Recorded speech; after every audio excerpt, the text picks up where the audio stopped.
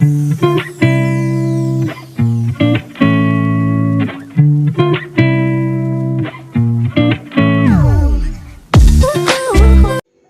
Everyone, welcome back to my channel. Guys, अगर आप मेरे चैनल पर नए हो तो प्लीज़ चैनल को सब्सक्राइब कर देना। वीडियो अच्छा लगे तो लाइक करना, कमेंट ज़रूर से कर देना। तो हम अपने fan fiction the bloody ice का नेक्स्ट पार्ट स्टार्ट करते हैं। पिछले पार्ट में देखा था कि वांगजी और विंग के बीच एक हॉट सा मूवमेंट हुआ था, जिसके बाद वांगजी ने विंग को अपने गोद में करके अपने रूम में लाया था और उसे उस बेड पर सुला दिया था। आयुन अपने माँ को बहुत देर तक ना देखने की वजह से बहुत ज़्यादा टेंस हो गया था, जिस वजह से विंग को देखते ही वो विंग के पास ही लेट जाता है। अब हमें कुछ घंटे बाद का सीन दिखाया जाता है, जहाँ विंग की आंखें धीरे धीरे ओपन होता है। उसकी आंखें ओपन होते ही उसे अपने हाथ पर कुछ हेवी सा महसूस होता है। जब वो अपने लेफ्ट साइड देखता है तो वो देखता है उसके हाथ के ऊपर आयुन सोया हुआ है। आयुन विंग की हाथ को इतनी अच्छी तरह से कडल किया हुआ है कि विंग अपने हाथ को हिला भी नहीं पा रहा। विंग के फेस पर एक स्माइल आ जाता है। विंग को पता है आयुन जब बहुत ज़्यादा घबरा जाता है और उसे ये डर लग जाता है कि उसका मम्मा उसे छोड़कर जाने वाला है, तभी आयुन इतनी अच्छी तरीके से विंग को पकड़ के रखता है ताकि विंग उसे छोड़कर जा ना पाए। विंग धीरे से आयुन की ग्रिप को अपने हाथ से रिमूव करता है और उसे ठीक से लेटा देता है।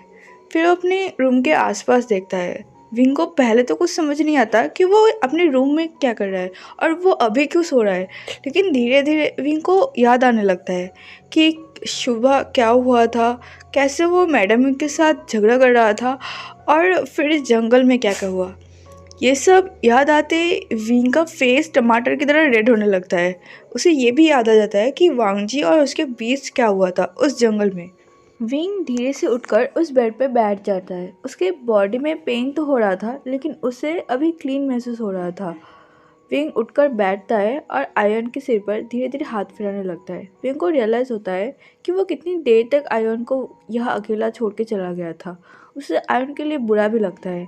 आयन एक शाय और इंट्रोवर्ट चाइल्ड था, जिस वजह से जब भी विंग आयन को अकेला छोड़ के कहीं चला जाता था, आयन बहुत ज़्यादा घबरा जाता था या फिर वो बहुत ज़्यादा ज़िद्दी बन जाता था।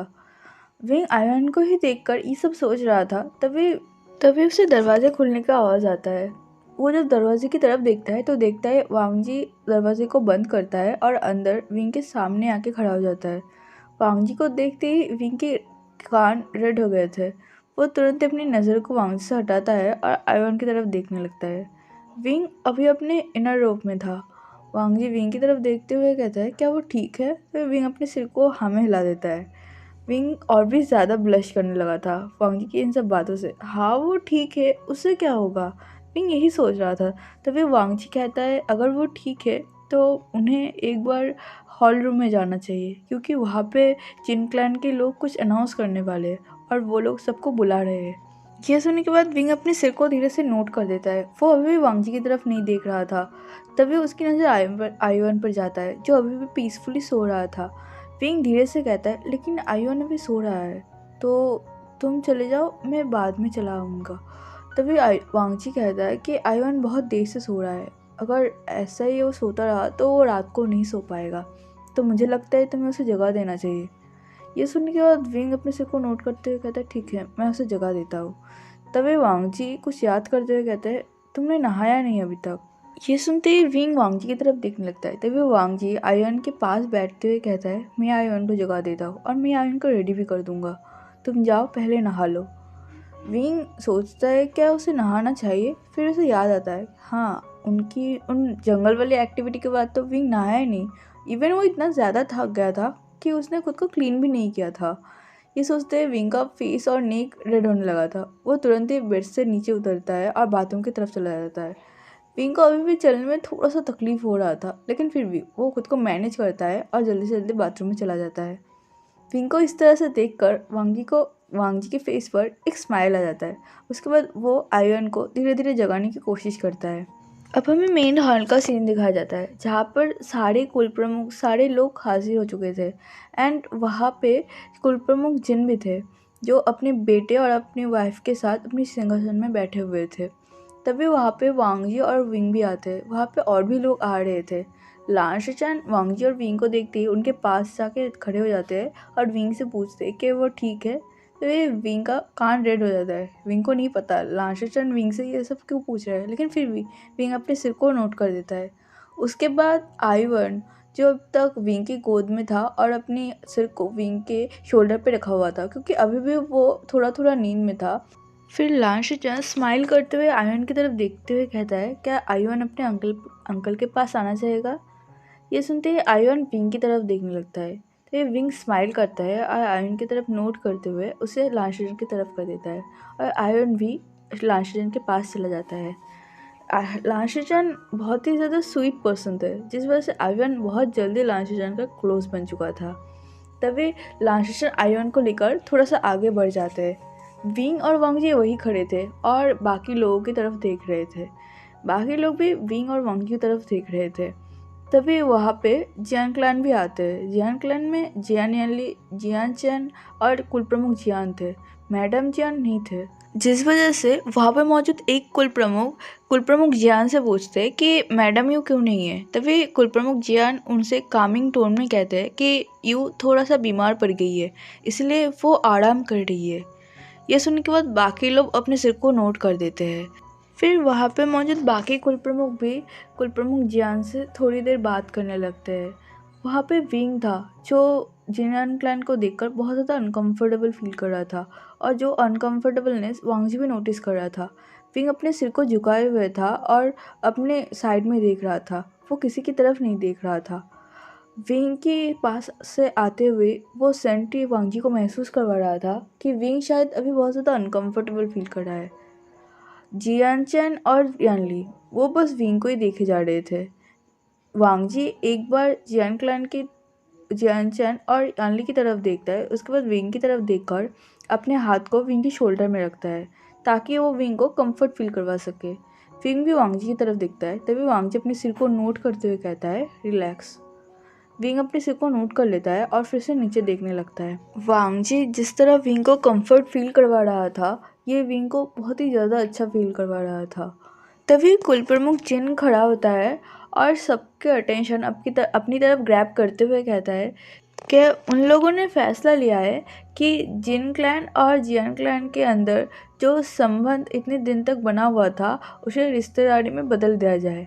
मतलब जिन क्लैन के राजकुमार जिन जिशुअन के साथ जियान क्लैन की राजकुमारी की शादी फिक्स किया गया है और कुछ ही महीने बाद ही उन लोगों का शादी का डेट अनाउंसमेंट किया जाएगा। ये सुनते ही सब लोग वहाँ पे मौजूद क्लैप करने लगते। वहाँ पे मौजूद बाकी लोग बहुत ज़्यादा खुश थे क्योंकि उन लोगों को बहुत पहले से ही पता था जियान यानली के साथ जिन जिशुअन की मैरिज बचपन में फिक्स किया गया था और वो लोग बचपन से एंगेज थे। तभी सारे लोग वहाँ पे मौजूद जिन क्लैन और जैन क्लैन को कांग्रेच करने लगते हैं। फिर सारे लोग वहाँ पे अल्कोहल पीने लगते हैं। सब लोग तो अपने में ही बिजी थे, लेकिन जियान यानली और जियान चैन वो डायरेक्टली विंग की तरफ ही देख रहे थे, जैसे कि अगर यहाँ पे कोई भी इंसान ना होता तो वो लोग अभी विंग के पास जाते और उसके साथ बात करते। वांगजी भी ये नोटिस कर रहा था, लेकिन विंग की नज़र एक बार भी ऊपर की तरफ नहीं जाता। वो वहाँ पे मुझे सब कुछ क्या हो रहा था, क्या हो रहा है, सब कुछ सुन रहा था, लेकिन वो कोई भी रिएक्शन नहीं देता। तभी कुल प्रमुख जियान जो वहाँ पे सबका ग्रीटिंग एक्सेप्ट कर रहे थे, सबके साथ स्माइल करके बात कर रहे थे, उनकी नज़र में विंग की तरफ जाता है।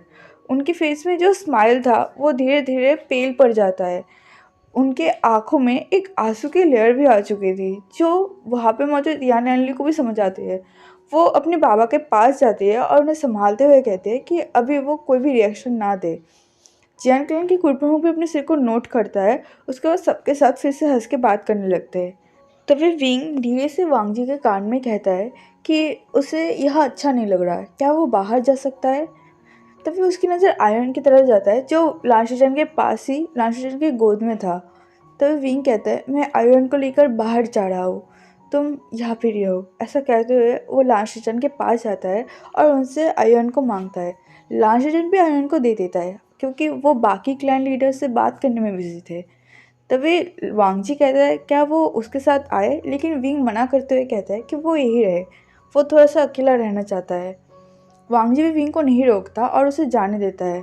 विंग जब बाहर आयरन के साथ बैठा हुआ था, तभी उसे पीछे से किसी के चलने की आवाज़ आता है।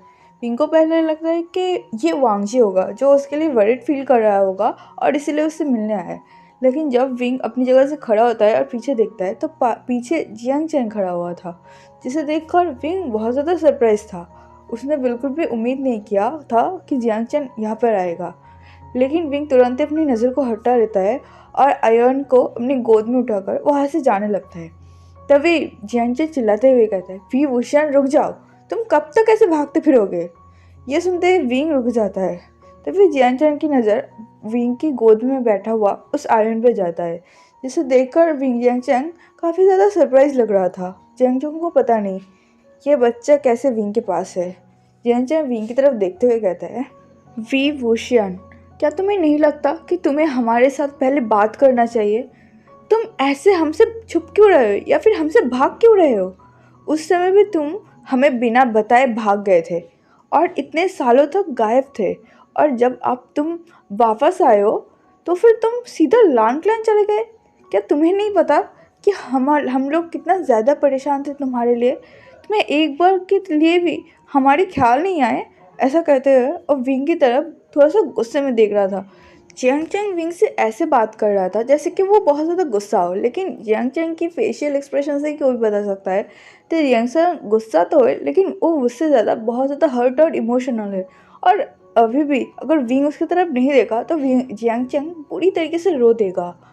विंग अभी भी अपने फेस को जियांग चैंग की तरफ नहीं करता और वो फिर से जाने लगता है। तभी जियांग चैंग भाग के विंग के पास जाता है और विंग को पीछे से हक कर लेता है, जिस एक्शन से विंग आयवन दोनों ही शॉक हो जाते हैं। आयवन इसलिए शॉक होता है कि कोई अनजान आदमी ने आके विंग को ऐसे हक कर लिया है और उसके मम्मा को टच कर रहा है, इसलिए आयवन जियांग चैंग को विंग से दूर करने लगता है। लेकिन जियांग चैंग विंग को छोड़ने के मूड में तो बिल्कुल नहीं था, वो कस के विंग को पकड़ रहा था। विंग को भी ये चीज़ समझ आ रहा था कि आयवन को बिल्कुल पसंद नहीं आ रहा, इसीलिए विंग धीरे से कहता है, जियांग चैंग छोड़ो, आयवन को पसंद नहीं कि कोई अनजान आदमी उसे टच करे और आयवन तुम्हें नहीं जानता, तो फिर प्लीज़ छोड़ो। तभी जियांग चैन विंग को छोड़ता है और विंग के सामने के खड़ा हो जाता है। जियांग चैन की आंखें आंसू से भर चुका था, जैसे कि किसी भी वक्त वो बुरी तरीके से रोने लगेगा। विंग को पता है जियांग चैन कितना ज़्यादा चाइल्डिश है। जियांग चैन को इस तरह से देखकर विंग के फेस पर एक हल्की सी स्माइल आ जाती है, जिसे देखकर जियांग चैन और भी ज़्यादा चिढ़ जाता है। वी वुशियान, तुम्हें बहुत मज़ा आ रहा है ना मुझे इस तरह से देखकर, ऐसा कहते हैं वो बहुत ही हार्शली अपने आंसुओं को वाइप करता है, जिसे देखकर विंग अपने एक हाथ को बढ़ाता है और धीरे से जियांग चैन के आंसुओं को वाइप करते हुए कहता है, ऐसा मत करो जियांग चैन, तुम बड़े हो चुके हो। तभी जियांग चैन गुस्सा होते हुए कहता है, इससे तुम्हें क्या फ़र्क पड़ता है, तुम तो हमें छोड़ के चले गए थे ना। और ये बच्चा कौन है? मैं जब से यहाँ पे आया हूँ तब से इसे तुम्हारे साथ देख रहा हूँ, ऐसा कहते हो वो आयवन को घूरने लगा। आयवन विंग के गोद में छुप गया था, उसने अपने सिर को विंग के शोल्डर में छुपा दिया था। तो ये विंग जियांग चैन को शांत करवाते हुए कहता है, जियांग चैन प्लीज़ ऐसे बिहेव मत करो, वो अभी छोटा बच्चा है। तभी विंग का फेशियल एक्सप्रेशन थोड़ा सा अलग हो जाता है, वो आयवन की तरफ देखता है और उसके सर को पैट करते हुए कहता है, ये मेरा बच्चा है, ये मेरा बेटा है। ये सुनते ही जियांग चैन का एक्सप्रेशन बहुत ज़्यादा शॉकिंग हो जाता है। वो अपने सिर को ना में शेक करते हुए कहता है, नहीं ये इम्पॉसिबल, ये कैसे हो सकता है विंग, ये कैसे हो सकता है। तो ये जियांग चैन कुछ सोचता है, उसके बाद वो धीरे से विंग की तरफ देखते हुए कहता है, क्या क्या इसी वजह से तुमने जियांग क्लैन छोड़ा था। विंग कुछ नहीं कहता और वो नीचे की तरफ देखने लगता है। जियांग चैन के आंखों से अब बहुत बुरी तरीके से आंसू निकलने लगे थे। जियांग चैन को बिल्कुल भी समझ नहीं आ रहा था, लेकिन उसे जितना समझ आ रहा था उतना वो बिल्कुल भी एक्सेप्ट नहीं करना चाहता था। जियांग चैन, मुझे लगता है अब तुम्हें जाना चाहिए। अगर मैडम ने हम दोनों को देख लिया वो तुम्हारे लिए बहुत बुरा होगा, क्योंकि अभी तो मैं जियांग क्लैन छोड़ कर आ चुका हूँ और अभी मैं लान क्लैन का ओमेगा हूँ, लेकिन तुम अभी भी जियांग क्लैन में रहते हो, इसलिए तुम्हें जाना चाहिए। ऐसा कहते हुए जियांग चैन को क्रॉस करके जाने ही वाला था कि फिर से जियांग चैन विंग के हाथ को पकड़ लेता है और उसे जाने से रोकते हुए कहता है, विंग मुझे सब कुछ सच सच बताओ, तुम्हारे साथ क्या हुआ था, क्यों तुमने जियांग क्लैन छोड़ा था, वो भी हमें बिना बताए, और ये बच्चा कैसे आया। विंग सच सच बताओ, तुम्हारे साथ क्या क्या हुआ था। तो विंग जियांग चैन के हाथ से अपने हाथ को छुड़ाते हुए कहता है, जियांग चैन मैंने कहा ना तुम अभी यहाँ से जाओ। तभी जियांग चैन विंग की बात को काटते हुए कहता है, मैं कहीं नहीं जाने वाला। तुम्हें मुझे बताना होगा कि क्या क्या हुआ था तुम्हारे साथ। तुम सब कुछ मुझसे छुपा क्यों रहे हो? विंग, क्या तुम भूल गए मैं तुम्हारा ब्रदर हूँ? तो विंग हंसते हुए कहते हैं, हाँ तुम मेरे ब्रदर हो और इसीलिए मैं बोल रहा हूँ यहाँ से जाओ जियांग चैन, क्योंकि तुम्हें पता है तुम मेरे ब्रदर हो, मुझे पता है तुम मेरे ब्रदर हो, लेकिन किसी को नहीं पता, यहाँ पे मौजूद किसी भी पर्सन को, किसी भी इंसान को नहीं पता तुम मेरे ब्रदर हो। इसलिए प्लीज़ जियांग चैन यहाँ से जाओ। ऐसा कहते हुए वो जियांग चैन से अपने हाथ को छुड़ाता है और वहाँ से निकल जाता है। जियांग चैन तो इतना ज़्यादा शॉक था, वो अपनी जगह पे खड़ा हुआ था और बस विंग की डायरेक्शन में देख रहा था जहाँ से विंग जा रहा था। जियांग चैन को कुछ भी समझ नहीं आ रहा था और उसे ये भी समझ नहीं आ रहा था कि विंग के साथ इतना सब कुछ हो गया लेकिन उन लोगों को कुछ भी पता नहीं चला, कैसे, क्यों। सो है एवरीवन, मैं अपने पार्ट को ही रोकती हूँ। आई होप आपको ये फैन फिक्शन अच्छा लगा तो प्लीज़ लाइक करना, कमेंट करके मुझे ज़रूर बताना कि आपको ये फैन फिक्शन कैसा लग रहा है। मिलते हैं नेक्स्ट पार्ट में, तब तक के लिए बाय बाय।